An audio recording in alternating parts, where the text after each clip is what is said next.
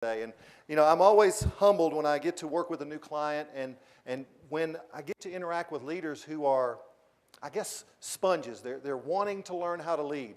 And there's a concept that I talk about that I think applies in almost every organization. You have, and in my previous book, I called it the Roach Theory of Leadership. And the Roach Theory of Leadership says leaders that need leadership training the most want it the least, and those who need it the least want it the most. Ergo, the Roach Theory. If people are not aspiring to be good leaders, do you think they want to talk about what they're doing and what they're not doing well? So I commend you, and I really want to, tell you how much I'm honored to be here and to be part of your team for this session. Now, let me give you a little bit more about my background. I started this company in 2002, November of 2002. And what started out as a training company really kind of evolved into a company that ended up helping organizations define change and culture. So I decided that if I was going to do that, if I was going to move in that direction, that I would need to document my leadership philosophy. So in 2009, I published my first leadership book titled Leadership Among Idiots. Now, by show of hands, how many of you in the room have ever worked with an idiot before? Raise your hand. How many work with an idiot now? Raise your hand. How many work for an idiot? Raise your hand. Just kidding. If you read the book is a humorous look at servant leadership. It is based upon the idea that true leaders are servants. We're here to serve. And if you read my material, and you're a person of faith, which I thought it was just so awesome that you guys blessed the food a while ago. It's so refreshing for me to work with an organization that is faith-based. But you'll see a lot of that in the material that I write. And there's no way for me to write and keep it out of that. Well, that book did pretty well, sold a few copies, and people said, well, we need another book. So I had this idea, and the publisher told me, keep on that idiot theme. They like that. Keep doing that. And I wanted to do that. I had every intention of doing that. But life threw me a curveball. When I got ready to do the research for the sequel to Leadership Among Idiots, I stumbled across the generational change that's going on in the workplace, and I said, I have to write this book. I have to write about what's going on. You got to remember, that was 2010, 2011. People weren't talking about it like they are now. And the book's timeliness about generational change that's going on in the workplace, I think, is becoming more and more, I guess, important to organizations that do care about leading, that do care about leadership. But at first, I felt like Don Quixote. I felt like the guy that's, screaming. I'm on the beach saying, hey, there's a storm coming. There is a storm coming. You've got to get ready for this change. And most of the CEOs I was working with sitting in their Adirondack chairs, had their little Corona with the lime sitting there. They said, what storm? What storm? And I said, it's coming. You've got to get ready for it. And they go, whatever. One CEO even told me, and I thought this was remarkable, I said, what are you going to do about the generational change that's coming? How are you going to prepare your organization for the storm? And you know what he told me? He said, I'm not going to do anything. I said, why not? He goes, I'm going to be retired. So he kicked the can down the road.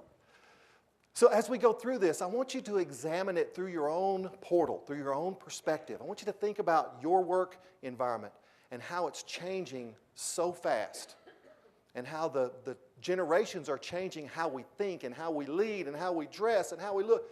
It's changing at such a speed. But what it's like that nephew that you don't see all the time, and you go to the family reunion, and the last time you saw him, he was this tall, and now he's this tall. The change is happening at warp speed, but we don't see it because we're here every day. Now, I get to see it because I'm intermittently involved with a lot of organizations. I'll go back after a few months and I'll see a lot of change. I don't want to put the HR team on the, on the hot seat here, but statistically, 75% of all new hires in the organizations I serve are part of what we call Generation Y. If you look at all the new hires, 75% are part of that generation. Now, I don't know if that demographic fits your organization or not, but it's bringing forth significant change. I put some statistics up here to let you kind of know what's going on. One of the biggest things I want you to get from this, and it's not on this slide, is the idea that by the year 2020, which that used to be a long ways away, right? In my book, there's even a chapter called The Workplace 2020 where I postulate what the workplace is going to be like. Folks, that's around the corner. 40% of every worker in this country will be part of Generation Y. 40%. And you think about what that means for this hospital system, for your area, your department. Think about what change that's going to bring. And one of the major changes we'll talk about is the whole perception of work. The title of my new book that I'm writing now, and please don't throw any food, I'm so glad she got the food put up. The title of the book that I'm writing now, which hopefully will be finished by the end of this year, published early next year, is called Leading the Lazy. How to get the most from today's workforce. Now, I will tell you, Generation Y does not consider themselves to be lazy. They do, however, consider themselves to be those that work smart, not hard. And if you want to know the main difference between Generation Y and previous generations, they don't define themselves by work. Work is not the epicenter of their life. Previous generations, what's your first name? Daryl. Daryl and I are at a barbecue, a community barbecue. And we're up there making our plate. We don't know each other. And we're just trying to make small talk. Trying to make conversation. It might not be the first question. It might not be the second question. But it would probably be in the top 3 questions. What would one of us ask each other? Where do you work? What do you do?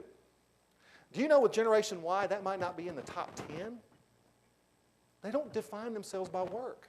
So our whole perception of work and what work means and what it looks like and what it feels like and how it's a part of our life is going to change remarkably over the next 6 years. Now, when it comes to the workplace, sometimes what you think you're getting and what you're actually getting are 2 different things.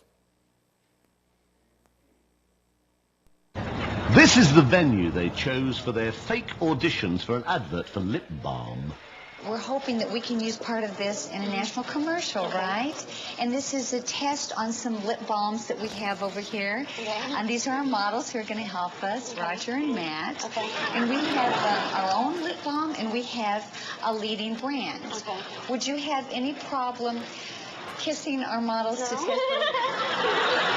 No. You think that was fine? That would be fine. Okay. So that this is a blind test, I'm going to ask you to go ahead and put a blindfold Okay. on. Okay, now can you see anything? No. Hold up so you can't even see down. Okay. It's completely blind now, Yeah. right? Yes. Okay. Now what I'm going to be looking for in this test is how something makes the texture, right? And maybe if you can discern any flavor or not. Okay. Have you ever done a kissing test before? Yes. Take one step in. Okay, now I'm going to ask you to pucker up big, and lean in just a little bit, okay? Okay. All right.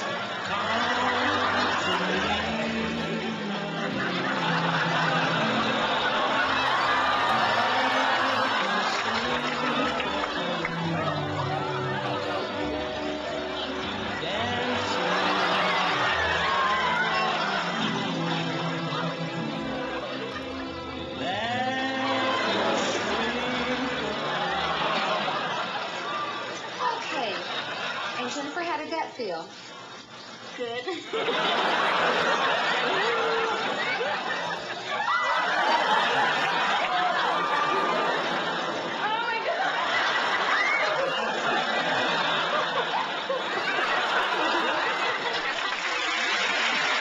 All right, just for fun, just for fun. I can't do this without having fun, okay? So we're going to work a lot of fun into this afternoon. I will tell you this. When it comes to Generation Y, there are some wonderful, wonderful wires out there. But you're going to kiss a few chimps to get to the ones that you want. I promise you that. And the challenge that organizations have and are facing with remarkable urgency, or what should be remarkable urgency, is how do you attract the best of that generation? because there are some really good ones in that generation, and how do you keep them? And that's what this is about. I'm going to give you information to help you deal with that. Now, I forgot to mention, did I pick the right colors? What is this? That's the right colors? Okay. Now, here's some trends. Here's some things that a lot of people don't realize. And this is kind of the leading edge of the sword. Most leaders don't realize how significant the challenge is going to be. They don't realize it. And consequently, if they don't realize how important it's going to be, they don't have a plan. They don't have a strategy. One of the things that we started doing is helping organizations quantify talent, to have a talent score. And by having a score, whatever the score is, what does that allow you to do? Improve. If you have a talent score of this, now you can go in and evaluate. Most organizations don't have a plan for how they're going to deal with the change that's coming. And when I sit down, especially in the boardrooms with the senior level executives, they get frustrated by what I'm saying. And almost every organization needs help. Needs help finding direction. Needs help in mitigating the jungle that is before them.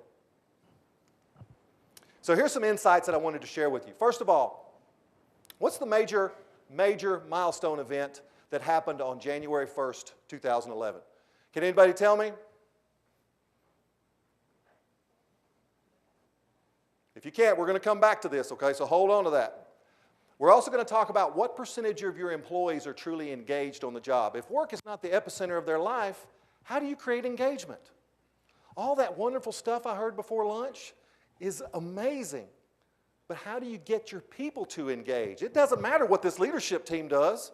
You're a representation of reality, not reality itself. The people that touch your clients and your patients, they're reality. And if they're not engaged, if they don't care, how are you going to be successful? How are you going to retain the best employees? We're still at a high level of unemployment. I don't know what the demographic is here in this part of the country, but nationally, we're still above 7%. And when the jobs come back, how are you going to keep the best ones from leaving? When someone else comes along and says, man, how do we keep the best employees? If I'm helping an organization like Covenant with a talent strategy, do you know where you find the best talent? They're already working. You find an organization that's got talent and you go take them away. Well, how are you going to keep people from taking your people away? Don't think that you're just going to stay. You've got to have a plan on how you keep them from leaving. And then a learning mindset. One of the things that this generation loves is information. And if your organization isn't aspiring or doesn't want to become what I call a learning organization, you're going to really struggle. You're going to really struggle by the year 2020. Now, this facility says to me that learning is important to Covenant. This is one of the most amazing things I've seen. I told Troy, I told Heather, I said, this is crazy cool that you have a learning center on top of a parking garage. I've never seen that before. And I love that. But it says that someone in this organization is committed to learning. Would you agree? And that's information. And the generations that are going to follow love information. And then we're going to talk about a concept called value dilution. How do you get your values to the front lines? You know, having this wonderful leadership workshop, hanging up lithographs all over the facility, leadership, teamwork, those are wonderful. But in reality, they get diluted as you push them through the organization, and once they reach the front lines, sometimes they become something else.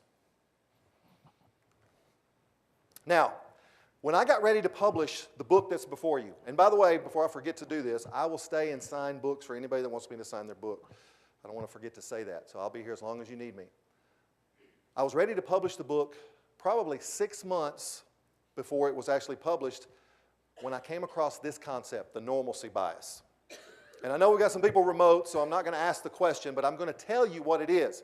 The normalcy bias says that when things get difficult, when things get challenging, we don't seek excellence, we seek what?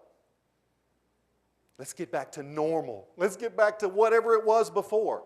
So what I'm telling you is that as an organization, if it gets really difficult as we begin to move towards a Generation Y workplace, you're not going to want to seek excellence at that time unless you've pre-planned how you're going to deal with it. You're going to want to get back to normal. Well, normal will be gone by that time. There will be no more normal. It will be a new normal. And let me give you an example of what that means. What's your first name? Brandy. Brandy and I, do you play golf, Brandy? But let's pretend you play golf. We're flying to Florida to play golf. And she's sitting by the window, and I'm sitting on the aisle seat, and the flight's normal. She looks out the window, and she goes, John, is that smoke coming out of that engine on that side of the plane? And I look out there, and I go, it looks like it to me. At that moment, do you think Brandy or myself are worried about the level of customer service we're getting from the flight attendant? What are we wanting? Get back to normal. So I'm telling you ahead of time that this is going to be one of the challenges that you face when things get difficult, if you're not prepared. So January 1st, 2011, did anybody guess this? And my slide is wrong. That should say 65. 65. Baby boomers turned 65 years old. Why is that significant? Retirement. Think about this.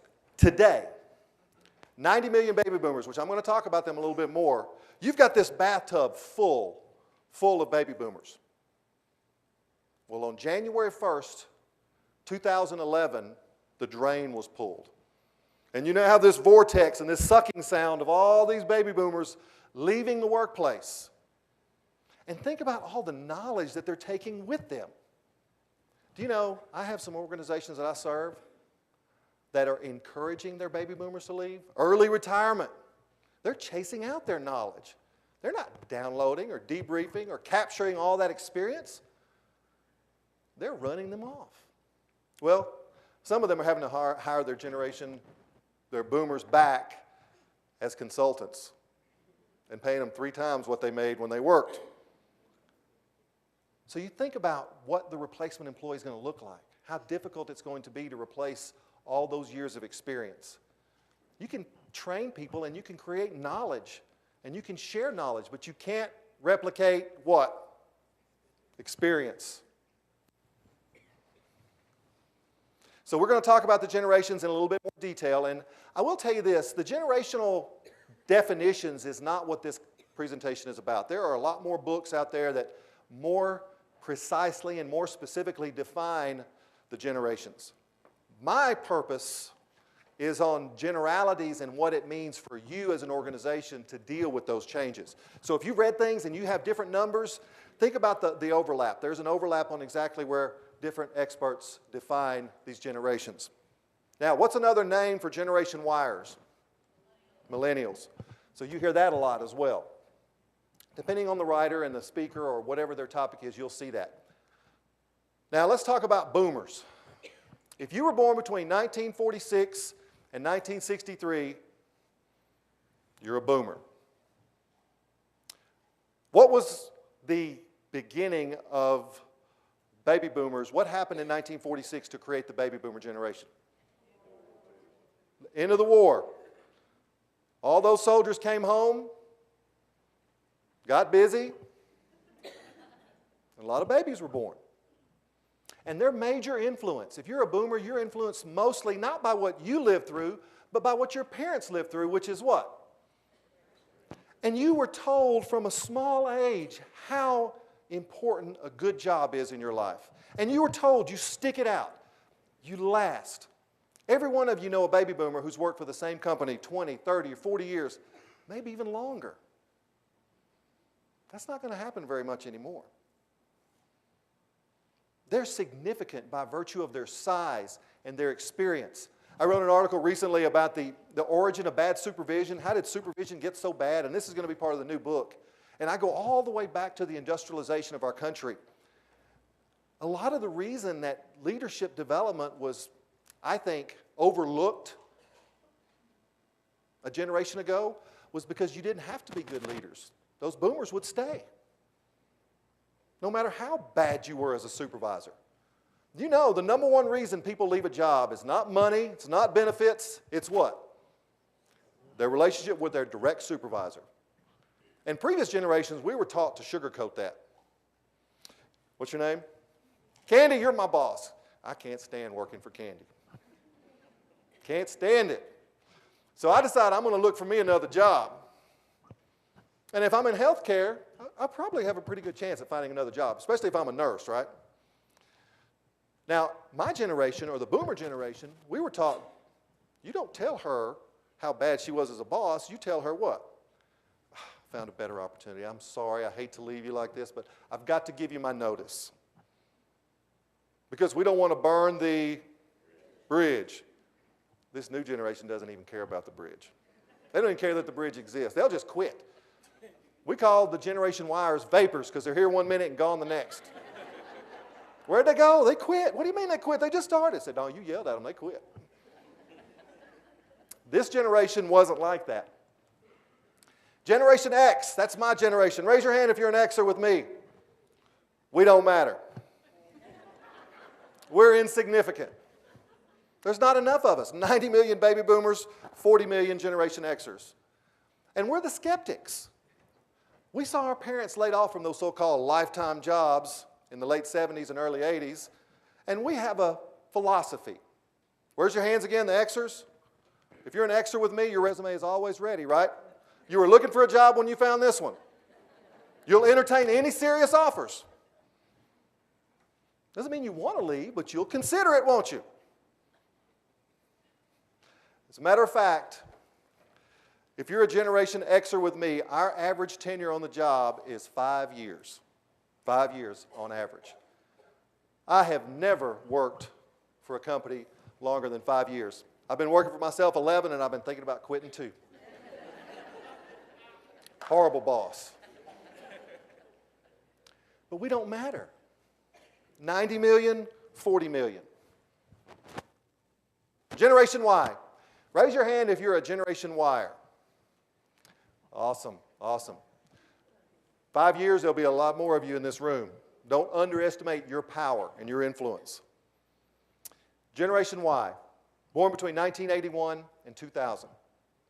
Influenced mostly by what? The internet. Think about this. I don't think we realize how magic today is. When I was a kid growing up in rural East Texas, the whole world's body of knowledge was relegated to what was in World Book Encyclopedia. If it wasn't in World Book, it didn't exist.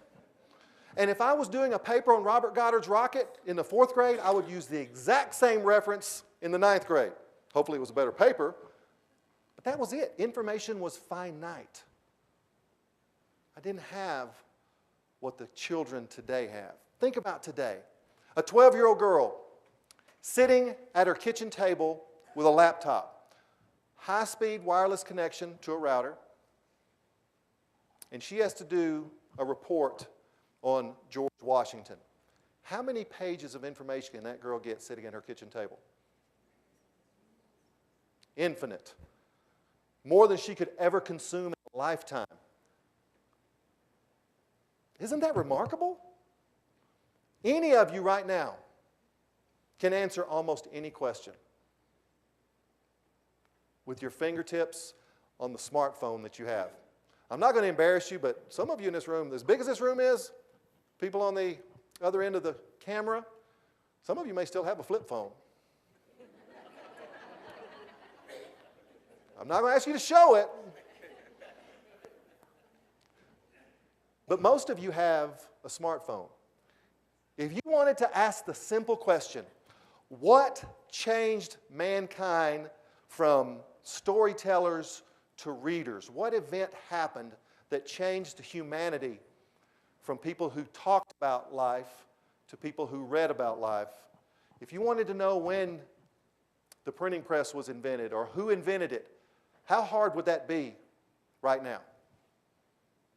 It wouldn't take you but maybe, depending on how fast you are, to figure out that Johann Gutenberg's printing press was invented in the 1400s that changed mankind. And what book was printed most of all? The Bible. People say, why weren't books popular before that? Well, most people couldn't afford a book because they were what? Handwritten. Think about how expensive that was. Anything you want to know. Now you can ask Siri. Who loves Siri? I love Siri. She's my new GPS. Siri, I need to find the hospital. You know, she's amazing. She's amazing. This new Siri, the iOS 7, is even more amazing. You can tell I'm an Apple fan. But this generation is used to that. And if they work in an environment where people aren't sharing information on a regular basis, they're not going to be satisfied. They're not going to stay. And they are the future. 40%. Does that scare anybody? They're going to be your CEOs. They're going to be your managers, your directors. The leading edge of them are 32 years old. So in 6 years, they're going to be in their late 30s. They're going to be running the organization. And it's not going to be the same. It's going to be different. The workplace is getting young. So I know we've got remote folks, so I want to try it. I'm going to repeat these back to you. How would you describe Generation Y? Give me some characteristics. Lazy. He worked hard for that one, didn't he? All right, how else would you describe them? Self-centered. Who said that? Self-centered. You know, entitled. I've got an 18-year-old who I love more than life itself, but I promise you that boy thinks the earth and him specifically are the center of the universe. Everything else revolves around him. Any of you have one of those too? All right, self-centered, entitled. They want it now. They don't want to climb the ladder, do they? You got to pay your dues. What dues? They can hop from job to job to job to get promoted, to get more money. They realize that. They don't have a stigma with many jobs on their resumes. They just put the last few. You don't try to look for a complete work history of an employee anymore. At 25, they've had 25 jobs. How else would you describe Generation Y? What? Awesome. We got to put the camera on him. Awesome.